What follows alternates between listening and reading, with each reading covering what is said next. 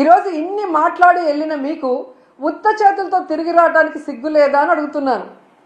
ఏ మొహం పెట్టుకొని ప్రజలకు ఏం చెప్పాలనుకుంటున్నారు? మీకేం కొత్త కాదులేండి. పక్క రాష్ట్రాల వాళ్ళు పెట్టుబడులతో వస్తే మీరు కట్టుకథలతో వస్తారు. ఎవరి మీద తోసేద్దామా, ఏం చెప్పి తప్పించుకుందామా అన్న కార్యక్రమం మీకు తెలిసినంత బాగా ఎవరికి తెలియదు. దీనికోసం కాదు మీకు ఓట్లేసింది, మీకు అధికారం ఇచ్చింది, మీకు పదవులు ఇచ్చింది. ఇప్పటికైనా ఈ రెడ్ బుక్ అరాచక పాలనని మానేసి ప్రజలకి మీరు ఏదైతే ప్రామిస్ చేశారో ఆ ప్రామిస్ని ఫుల్ఫిల్ చేస్తూ ఈ రాష్ట్ర పరువుని కాపాడమని చంద్రబాబు నాయుడుకి, లోకేష్కి, పవన్ కళ్యాణ్కి తెలియజేసుకుంటున్నాం. ఎందుకంటే పవన్ కళ్యాణ్ గారు ఏదో మత్తులో మాయలో ఉన్నారు. చంద్రబాబు నాయుడు మత్తు మాయలో.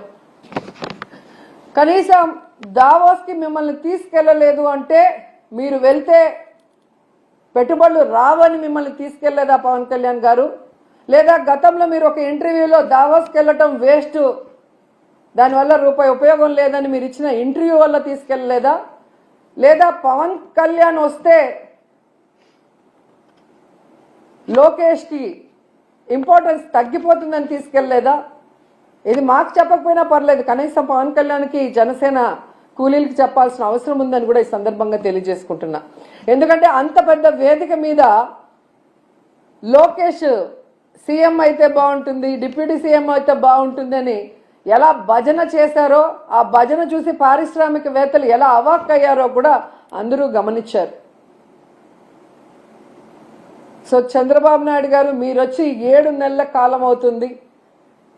ఈ రాష్ట్ర పరువు ప్రతిష్ట దిగజార్చే విధంగా మీరు పరిపాలిస్తున్న విషయాన్ని ఇప్పటికైనా గుర్తించండి.